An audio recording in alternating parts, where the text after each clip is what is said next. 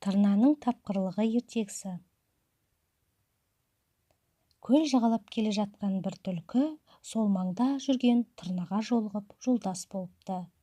Бір күні жайылып жүріп жақындап қалған соң түлкінің ініне келіп кіріпті.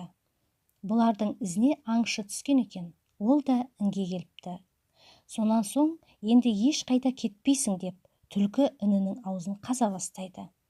Біраз төменірек түскен соң түбіне еркін жетеді-ау деген кезде інге шыбық салыпты. Шыбық індегі түлкі мен тырнаның денелеріне тиіп, осқылап зықысын шығарған соң, тырна бүрісіп отырған түлкіге: 60 амал түлкіде, 62 амал адамда деуші еді, сол амалыңның біреуін жасап құтқарсаңшы, әйтпесе өлеміз депті. Сонда қалшылдаған түлкі: амалым құрыды депті бүрісіп. Шыбықтың қысымынан өлетін болған соң тырна былай депті: олай болса менің бір амалым бар, соны қолданып көрейін. Сәті түссе құтылып кетерміз. Түлкіге түсіндіре бастайды: мен өлген боп іннің аузын жағына барып жатайын.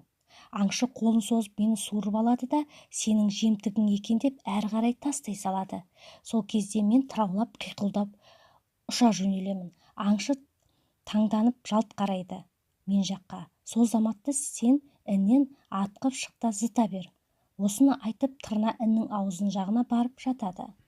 Аңшы шыбығына ештеңе іліне қоймаған соң қолын салыпты.